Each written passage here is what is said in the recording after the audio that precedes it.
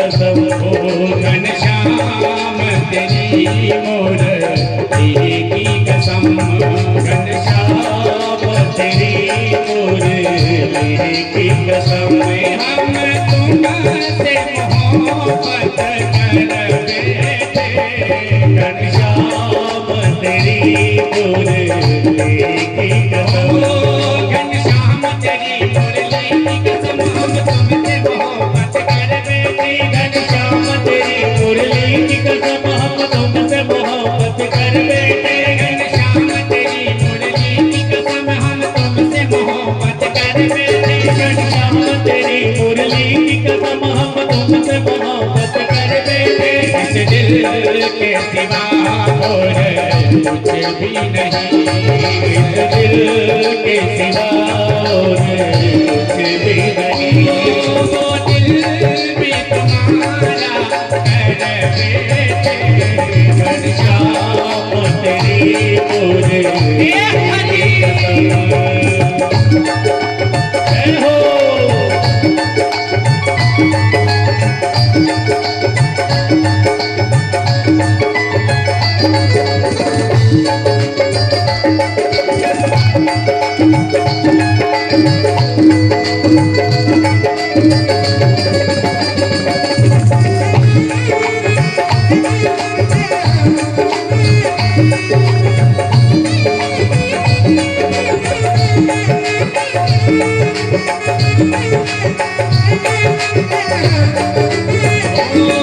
तस्वीर को तेरी जब देखा मन होश हुए बेहोश हुए, तस्वीर को तेरी जब देखा मन होश हुए बेहोश हुए, तस्वीर को तेरी जब देखा मन होश हुए बेहोश हुए, तस्वीर को तेरी जब देखा मन होश हुए बेहोश हुए, तस्वीर को तेरी जब देखा मन होश हुए बेहोश हुए,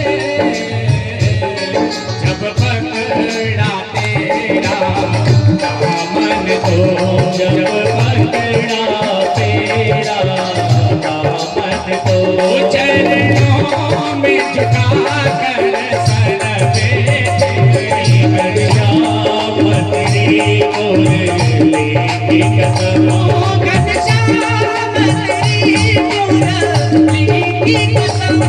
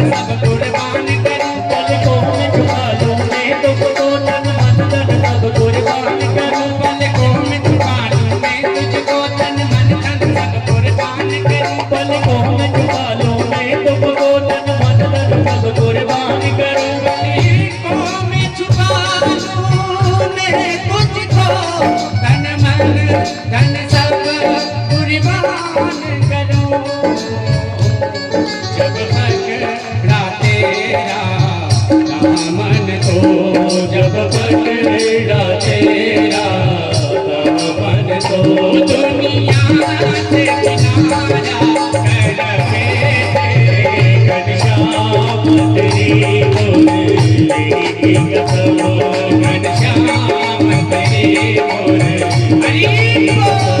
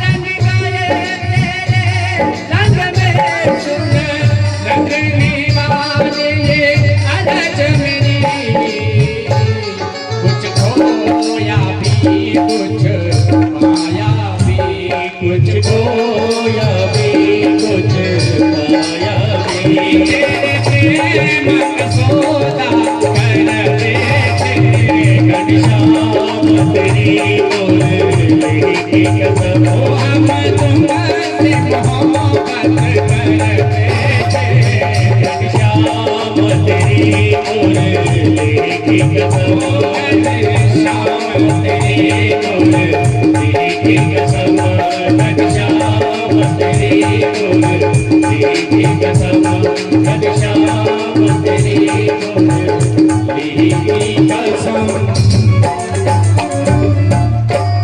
गोविंद भगवान की 24 घंटे भगवान का भजन स्मरण भरत करने लगा। हे परीक्षित, एक दिन की बात है, एक गर्भवती हिरणी भरत की कुटिया के सम्मुख आई। एक शेर उसके पीछे लगा हुआ था। गर्भवती हिरणी ने विचार किया, यदि रुकूंगी तो शेर खा जाएगा, क्या करूं? दौड़ करके आई तो आगे देखा कि आगे सरोवर है और पीछे वो सिंह लगा हुआ है, क्या करूं? विचार के आगे जाऊंगी तो भी जल में डूब करके मर जाऊंगी और यहाँ यदि रहूंगी तो मुझे शेर खा जाएगा, क्या करूं? यही विचार कर रहे थे, इतने में क्या हुआ, भरत अपनी कुटिया में बैठे बैठे माला कर रहे थे, देखा कि हिरणी है गर्भवती। विचार क्या होगा तो देखा जाएगा, मैं मर जाऊंगी कोई बात नहीं, लेकिन मेरे जीव को, मेरे बच्चे को नहीं मरने दूंगी। शेर ने दहाड़ लगाई। हे परीक्षित, जैसे ही शेर ने दहाड़ लगाई, हिरणी छलांग लगा करके कूदना चाहती थी। इतने में शेर की गर्जना से उसका गर्भ नदी के अंदर जन्म ले लेता है और वो उस पार जाकर के मर जाता है। नन्हा सा बच्चा नदी में बहने लगा। भरत ने देखा कुटिया से, विचार किया नन्हा सा बच्चा मर जाएगा, तो अपनी कुटिया से बाहर निकला, माला झोली रख करके दौड़ करके सरोवर में कूद गया और उस नन्हे से हिरणी के बच्चे को बचाया, लेकर के आया। जल पहुंच करके शुद्ध कर करके आग जला करके ठंडी को की दूर किया और उसके लिए दूध की व्यवस्था की। अपनी कुटिया में रखने लगा। धीरे धीरे उस भरत का प्रेम हिरणी से उस बच्चे से बढ़ता गया, जो 24 घंटे भगवान को भजता था। आधा समय भगवान की भक्ति में और आधा समय हिरणी के बच्चे के साथ उसका बीतने लगा। हुआ अंजाम ये, एक दिन इतना प्रेम हो गया कि एक दिन उस हिरणी के बच्चे को याद करते करते उसकी याद में भरत ने अपने प्राणों को त्याग दिया। एक मृगा के कारण भरत धरी दोते अंतमति स्वगति, प्राणी की जो अंत में मति होती है वही उसकी गति होती है। विचार करो, हिरणी को याद करते करते मरा तो भगवान ने अगला जन्म हिरण का दे दिया, तो हम तो ना जाने किन किन को याद कर करके मरते हैं, ना जाने अपने मन को कहां कहां अटका करके रखते हैं, तो फिर हमारी गति क्या होगी? हिरण बना, लेकिन हिरण की योनि में होने के बाद भी भगवान का भजन करने लगा। और एक दिन क्या हुआ, जंगल में आग लगी। उसी जंगल में भगवान का भजन करते करते हिरण के उस बच्चे ने अपने आप को जला करके राख कर दिया। भगवान की कृपा से उसे अगला जन्म एक ब्राह्मण के घर मिला। ब्राह्मण के घर जन्म मिला, यहाँ नाम जड़ भरत रखा गया। मौन धारण कर दिया और उसी जड़ भरत ने रहुगण को ज्ञान दिया। रहुगण का संवाद हुआ और रहुगण को ज्ञान देकर के भरत ने रहुगण को कहा कि हे रहुगण, संसार झूठा है, संसार में कुछ भी नहीं है, केवल संसार में 6 शास्त्र, 18 पुराण, 4 वेदों का मंथन कर करके यदि कोई बात मिली है तो केवल 2 बात मिली है। 4 वेद 6 शास्त्र में बस बात मिली है द्वई, सुख दिन ने सुख होते हैं और दुख दिन ने दुख हो। केवल 2 बातें मिली है, किसी को हम दुख देंगे तो हमें दुख मिलेगा और किसी को हम सुख देंगे तो हमें भी सुख मिलेगा। इससे बढ़कर के और संसार में कोई बात नहीं है। आगे जड़ भरत ने रहुगण को एक ब्राह्मण की कथा सुनाई। एक ब्राह्मण है जिनका नाम है अजामिल, भिक्षावृत्ति कर करके जीवन का गुजारा करता है। जो कुछ मिल जाता उसी में भगवान का भजन पूजन कर करके जीवन का गुजारा किया करता था। एक दिन की बात, भिक्षावृत्ति के लिए अजामिल चला। एक वेश्या राह में दिखाई दी। उस वेश्या के सौंदर्य को देख करके अजामिल ब्राह्मण वेश्या के रूप पर मोहित हो गया। भिक्षावृत्ति करना भूल गया और वेश्या के पास जाकर के कहा, देवी तुम मेरी पत्नी बन जाओ। वेश्या ने कहा, महाराज मैं किसी की पत्नी नहीं बन सकती, मुझे किसी व्यक्ति से प्रेम नहीं है, मुझे केवल धन से प्रेम है। अजामिल ब्राह्मण ने कहा, देवी तुम्हें जितना धन चाहिएगा मैं तुम्हें ला करके दूंगा, लेकिन तुम मेरी पत्नी बन जाओ। तो वेश्या ने कहा, महाराज जब तक धन रहेगा तब तक मैं तुम्हारी पत्नी हूँ। ठीक है। तो अजामिल से वेश्या ने विवाह कर लिया। वेश्या अजामिल के घर आ गई।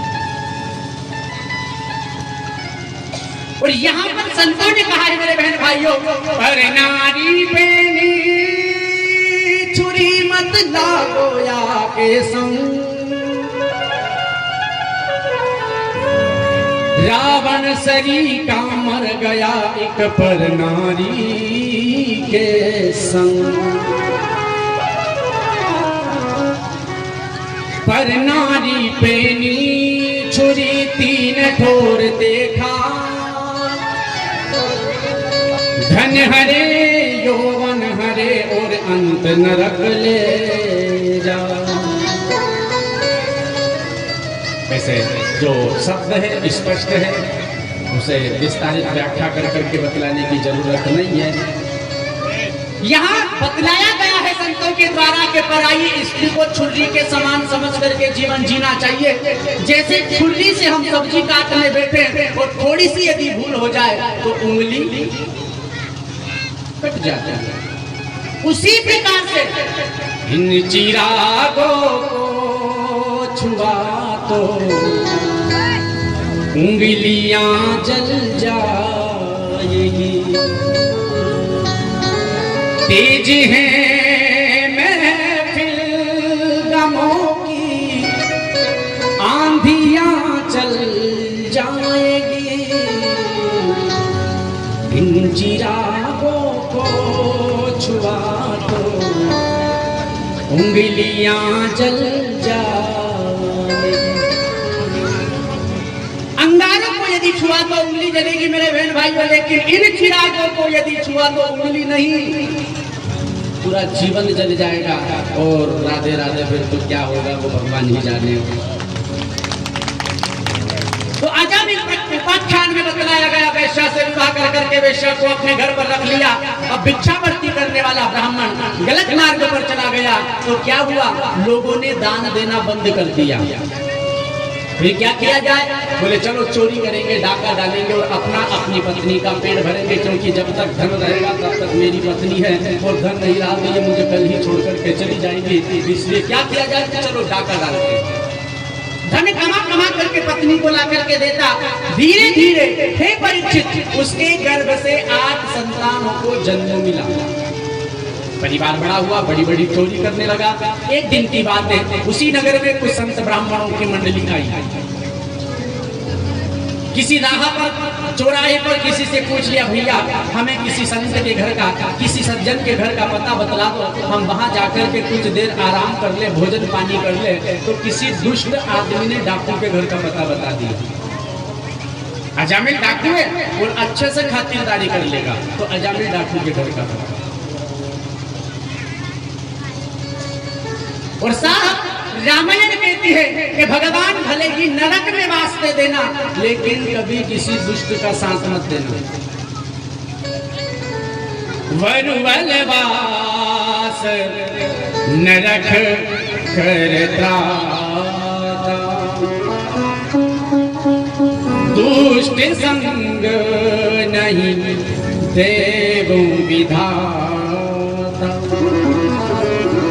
भगवान भले ही नरक में वास दे देना, लेकिन कभी किसी दुष्ट का साथ मत देना, क्योंकि दुष्ट ना तो चैन से जीता है, ना किसी को चैन से जीने देता है।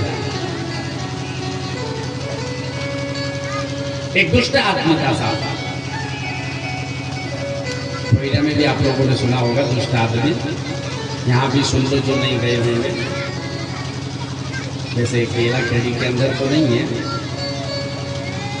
दुष्ट आदमी था। कैसा दुष्ट आदमी, कि कभी जीवन में पड़ोसी का भला नहीं होने देना। मेरा भले ही बुरा हो जाए, लेकिन पड़ोसी का कभी जीवन में भला नहीं होने देना, उसका स्वभाव। अब वो दुष्ट आदमी क्या करता, एक दिन उसने विचार किया कि सभी लोग भगवान की भजन पूजन भक्ति करते हैं, तो क्यों ना मैं भी भगवान की भक्ति करूं। तो उसने क्या किया, भोलेनाथ की भक्ति प्रारंभ की। अब भोलेनाथ की भक्ति की ना, तो ध्यान देना मेरे बहन भाइयों, भोले बाबा बड़े दयालु हैं। इतने दयालु है, इतने दयालु है कि भगवान भोलेनाथ के ऊपर आंकड़ा, लीमड़ा, धतूरा, राधे राधे जो भी चढ़ा दो भगवान प्रसन्न होकर के वरदान दे देता है। तथास्तु। कभी भगवान ये नहीं देखता कि इसने मेरे ऊपर शक्कर चढ़ा दी तो मेरे ऊपर चीटा चीटी चल रहे तो मैं इसे दंड दे दूं, नहीं। फिर भी उसे वरदान देता है। भोली भाली सूरत है सबसे भोला वाला है देव में बड़ा दानी, देखो डमरू वाला। अभी 2 बज चुके हैं, आज भगवान भोले बाबा का ब्याह भी करना है, सो केवल कथा की ओर ध्यान देंगे। तो भोलेनाथ इतने दयालु के साथ ध्यान देना। एक बार क्या हुआ, एक चोर चोरी करने के लिए चला। भोलेनाथ कितने दयालु है इस बात से समझ लेना। एक चोर चोरी करने चला। अब चोरी करने के लिए वो किसी गांव में पहुंचा ना, तो वहां उसने देखा कि वहां तो किसी भैया की बारात आई हुई है, बड़ा धूमधाम से विवाह हो रहा है। उसने विचार किया यहाँ चोरी करते नहीं बनेगी, पकड़े गए तो मार दिए जाएंगे, चलो कहीं और चोरी करेंगे। तो भैया आगे चोरी करने के लिए चला। अब गांव से बाहर निकला और थोड़ी दूर गया तो एक जंगल में भोले बाबा का मंदिर था। उसने विचार किया इसी मंदिर में से चोरी कर ली। अब वो चोर चोरी करने के लिए मंदिर में घुसा, तो मंदिर में जाकर के उसने देखा कि यहाँ तो कुछ भी नहीं है। अब भोलेनाथ के मंदिर में क्या मिले साहब, कोई हीरे जवाहरात सोना चांदी तो पहनते नहीं, क्या मिलेगा। तो इसने चारों ओर देखा। अब भोले बाबा के ऊपर तो केवल भक्त आते हैं और जल चढ़ा करके चले जाते हैं। कोई सोने चांदी के जेवर पहनते नहीं है, कोई राजसी कपड़े पहनते नहीं है, क्या चला है। तो चारों ओर इसने देखा, कहीं चोरी करने की कोई वस्तु नहीं दिखी। विचार आया क्या करूं, तो देखा कि भोलेनाथ के ऊपर एक घंटा लटक रहा था, आरती बजाने वाला, ऊंचा था। विचार किया ऐसा करता हूं, इसी घड़ियाल को चुरा लेता हूं, चोरी करना है।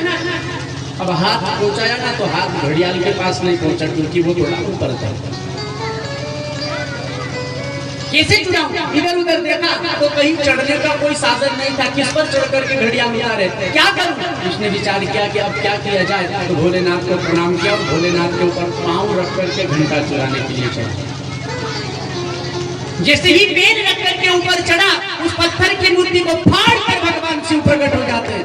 बोलिए शंकर भगवान की जय।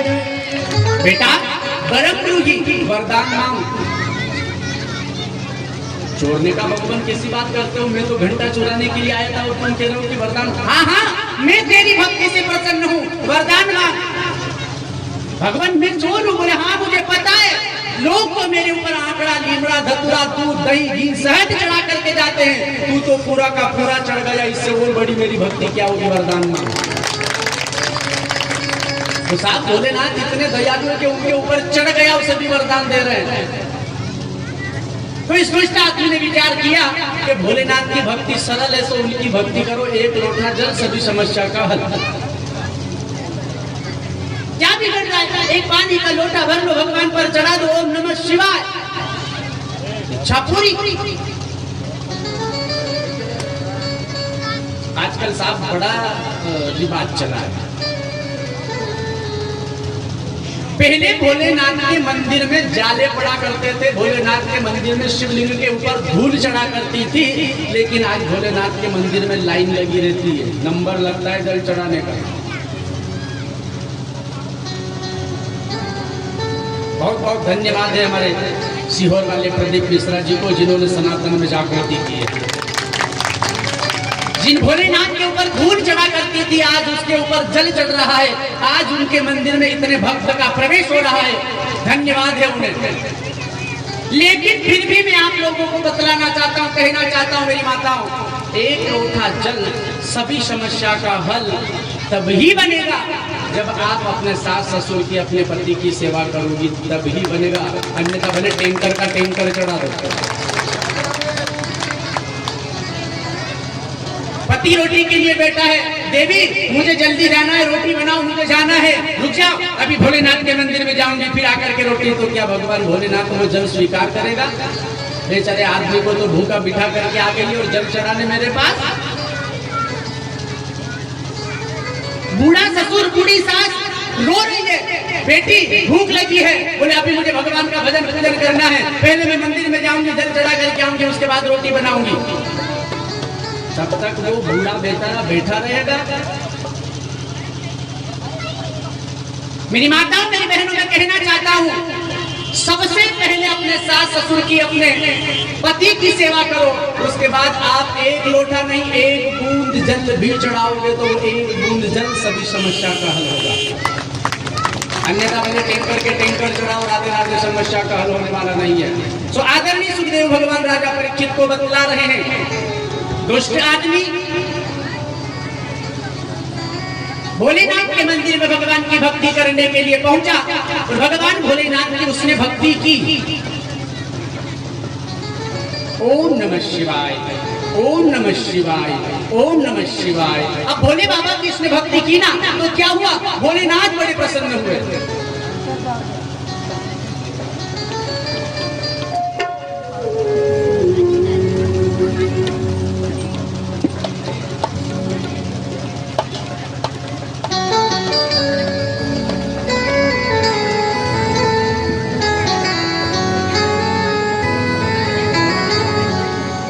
दुष्ट आदमी को भोलेनाथ ने वरदान दिया है और भोलेनाथ ने वरदान देकर के दुष्ट आदमी को विदा किया है। आदरणीय सुखदेव भगवान राजा परीक्षित को बतला रहे, बत्तासुर नाम दैत्य हुआ, उसे वरदान मिला है कि इसे भगवान शिव का प्रथम पुत्र मार सकता है। अब भगवान शिव का प्रथम पुत्र मार सकता है, ये वरदान तो मिला है, लेकिन भोलेनाथ ने तो प्रतिज्ञा कर रखी है कि विवाह नहीं करूंगा, क्योंकि मेरी जो प्रथम पत्नी थी सती, जिसका अंत हो गया, तो भगवान शिव माता सती के वियोग में रुष्ट होकर के बैठे हुए हैं, विवाह करना नहीं चाहते। समाधि बीते वर्ष सहस्त्र 87 भगवान की समाधि लगी हुई है। अब भोले बाबा की समाधि, अखंड समाधि लगी हुई है। अब देवता लोगों के ऊपर अत्याचार होने लगा, बत्तासुर नामक दैत्य अत्याचार करने लगा। सभी ने विचार किया भोलेनाथ की प्रथम संतान इसका वध कर सकती है, क्या करें? तो सभी ने भोलेनाथ को जगाया और भोलेनाथ को जगा करके कामदेव के द्वारा भगवान को जगा करके विवाह करने का प्रस्ताव रखा। भोलेनाथ ने कहा भगवान आपको विवाह करना होगा। भोलेनाथ ने मना कर दिया, लेकिन भगवान नारायण ने आकर के समझाया, वंदना की। भोलेनाथ ने कहा ठीक है, मैं आपकी आज्ञा का पालन कर सकता हूँ, मैं विवाह के लिए तैयार हूँ, लेकिन कहाँ विवाह हो? तो बोले हिमाचल प्रदेश। हिमवान की बेटी पार्वती तुमसे विवाह करने के लिए, तुम्हें अपना वर बनाने के लिए तपस्या कर रही है, तो तुम्हें उन्हीं के साथ में विवाह करना होगा। तो भगवान शिव विवाह के लिए तैयार हुए। भगवान शिव ने जैसे ही स्वीकृति दी, भगवान सुखदेव जी राजा परीक्षित को बतला रहे, भगवान शिव ने कह दिया मेरी बारात मेरे हिसाब से जाएगी। बोले ठीक है। तो भगवान की बारात में सारे देवता लोग आए। ब्रह्मा जी अपने सवारी अपने साधन लेकर के आ गए, नारायण जी अपने सवारी अपने साधन लेकर के आ गए, इंद्र अपने साधन से आ गए। अब सभी भगवान की बारात में आए और भगवान ने क्या किया? शमशान में जाकर राख लिपेट करके, नागों को गले में लटका करके, बिच्छू गले में बांध करके, बाजू में बांध करके और बेल के ऊपर सवार होकर के, और भगवान श्री भोलेनाथ बारात की तैयारी कर करके अपने साथ में भूत प्रेत पिशाच शाकिनी डाकनी सबको साथ में लिया है। और मेरे भोले बाबा बारात लेकर के चले हैं हिमाचल प्रदेश की ओर। बोलिए शंकर भगवान की जय। जैसे दुल्हा तस बनी बारात, जैसा दुल्हा है वैसी बारात तैयार हुई है। नंग धड़ंग भगवान बेल पर सवार होकर के चले हैं। तो कोई भगवान की सभा में, भगवान की बारात में जो आए ना, तो किसी की आंख नहीं है फिर भी दौड़ रहा है, किसी के पैर नहीं है फिर भी दौड़ रहा है, किसी का सिर नहीं है फिर भी राधे राधे चला जा रहा है, किसी का धड़ नहीं है तो सिर ही सिर चला जा रहा है। भगवान की बारात चली है, भगवान शिव की बारात, और लोग भगवान की बारात को देखने के लिए आए, और अप्सराएं, सखियाएं गान कर रही है, चलो सब भगवान शिव की बारात आ रही है, पार्वती की यहाँ बारात आ रही है, चलो देखने के लिए चले। तो सब भगवान की बारात को देखने के लिए चले। आइए आप और हम मिलकर के उस बारात के, भगवान की बारात के दर्शन करें और निवेदन करें भगवान शिव से। देखन चले वो सखी देखन चले, भोले बाबा की आई है बारात, भोले बाबा की आई है बारात, ये चलो सखी देखन चले, भोले बाबा की आई है बारात, चलो सखी देखन चले, भोले बाबा की आई है बारात, चलो सखी देखन चले, भोले बाबा की आई है बारात, चलो सखी देखन चले, देखन चले वो सखी देखन चले, देखन चले वो सखी देखन चले, देखन चले वो सखी देखन चले, देखन चले वो सखी देखन चले, ओ देखन चले वो सखी देखन चले, भोले बाबा ये है बारात, चलो सखी देखन चले, भोले बाबा की आई है बारात, चलो सखी देखन चले, भोले बाबा की आई है बारात, चलो सखी देखन चले।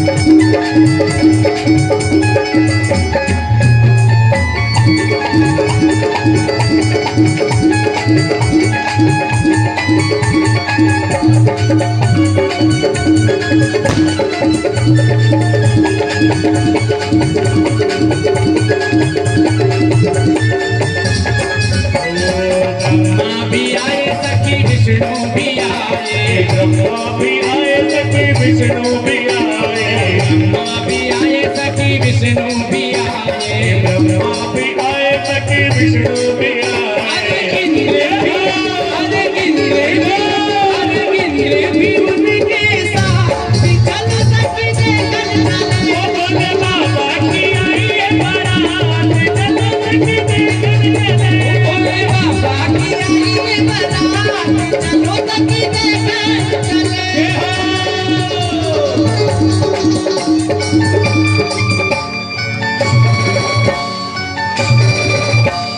की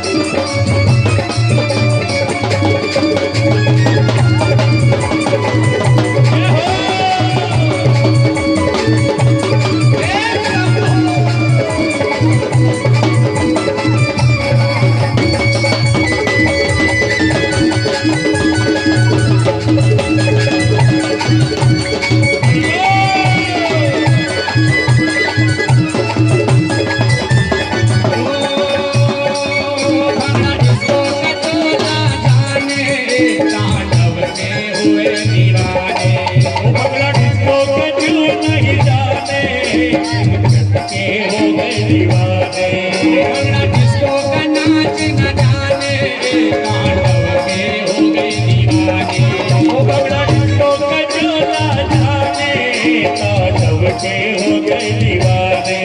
मैं कैसे कहूँ भोला नहीं माने। मचल गए नचबे को, मचल गए नचबे को।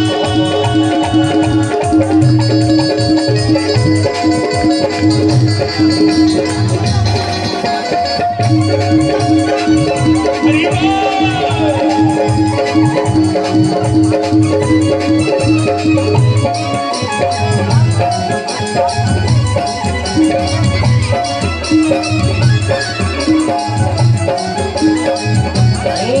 भोला खाकर भांग का गोला, देखो झूम रहा है चोला।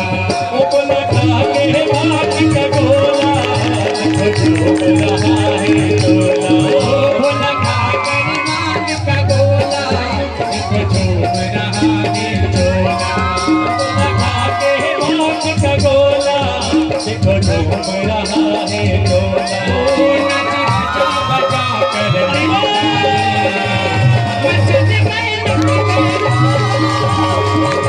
को, मचल गए नचबे को, मचल गए नचबे को।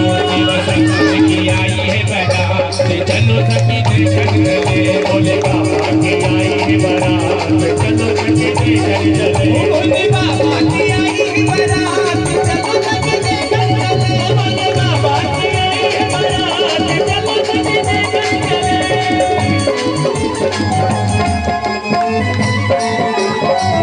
जय हो।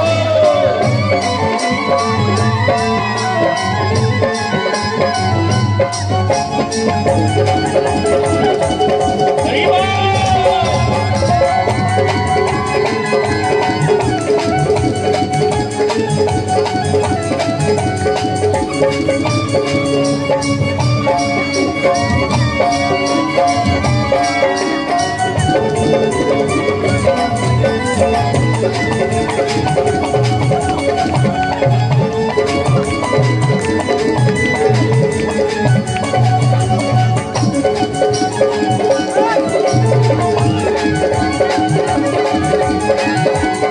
चलो सखी देखन चले। बोले शंकर भगवान की जय।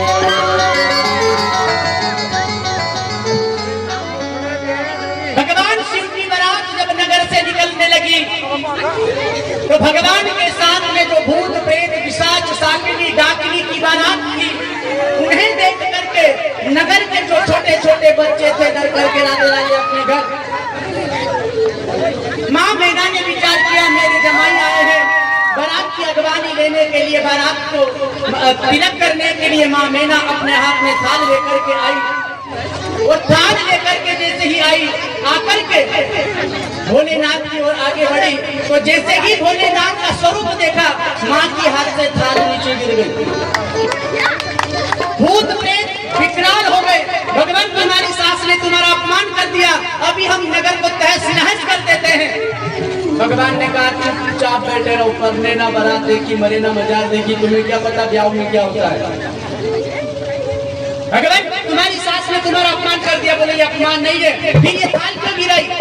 दीपक रखा था, कंकु रखा था, जल का लोटा रखा था, तुम्हारी सास गिरा करके अपमान कर करके चली गई। तो भगवान ने कहा तुम्हें पता है ब्याह की जीत क्या होती है?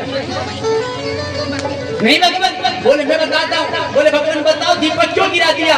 बोले मेरी सास ने देखा कि जिनके शीश पर चंद्रमा विराजमान हो, इतना चमक जिनके शीश पर हो, उन्हें दीपक का प्रकाश क्या दिखा हो तो दीपक फेंक दिया।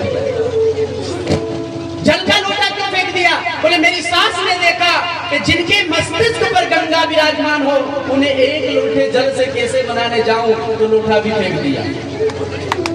कंकु की थाल मेरी सास ने देखा कि जिसके मस्तिष्क पर क्या पूरे शरीर पर त्रिपुंड लगा हो, चंदन का लेप लगा हो, उसे एक थोड़ा सा कुमकुम लगा करके उसकी शोभा को क्यों फीका करूं, सो कंकु की थाल फेंक दी। तुम्हें पता है ध्यान में क्या होता है? भगवान ऐसा बोले। हाँ बोले ठीक है। तो माता लेकर के और तोरण लगवा करके मंडप के नीचे पहुंची है। हमारे भोले बाबा मंडप के नीचे आए और मंडप के नीचे भगवान का विवाह संपन्न होगा। भगवान को बिठाया, माँ पार्वती को बिठाया। अब भगवान को बिठाने के बाद में वहाँ क्या होता है, संकल्प होता है। संकल्प करते हैं तो भगवान भोलेनाथ माँ पार्वती बैठे हुए हैं। अब संकल्प हुआ, विष्णु विष्णु विष्णु। ब्राह्मणों ने संकल्प पढ़ा, हाथ में जल दिया और जल लेकर के संकल्प हुआ। तो संकल्प में आता है नाम और गोत्र। ब्राह्मणों ने कहा भगवान अपना नाम और अपना गोत्र लीजिए। बोले मेरा नाम शंकर। अपना गोत्र लीजिए। अपना गोत्र लिया। अपने पिता का नाम लीजिए। बोले मेरा कोई बाप नहीं है। तो फिर ये शादी भी नहीं हो सकती है। इतने में बगल में ब्रह्मा जी बैठे थे, तो ब्रह्मा जी ने कहा ऐसा करो तुम मेरा नाम ले दो, जैसे जैसे ये शादी निपट जाएगी कोई नाम लेने से तुम्हारा बाप थोड़े ही बन जाऊंगा। ठीक है, नाम क्या है? बोले शंकर। पिता का नाम? बोले ब्रह्मा। उनके पिता का नाम? बोले जब मेरा ही बाप नहीं है तो मेरे पिता के पिता कहाँ से आएंगे? तेरे विष्णु जी ने इशारा किया धीरे से मेरा नाम ले दो, जैसे जैसे रिश्ता हो जाएगा। ठीक है, नाम क्या है? बोले शंकर। पिता का नाम क्या है? बोले ब्रह्मा। उनके पिता का नाम? बोले विष्णु। उनके पिता का नाम? अब भोले बाबा से बार बार पूछ रहे तो भोलेनाथ को चिढ़ आ गया। नाम क्या है? बोले शंकर। पिता का नाम? बोले ब्रह्मा। उनके पिता का नाम? बोले विष्णु। उनके पिता का नाम? बोले शंकर। मांडो कर तो कर, नहीं तो खोज मार।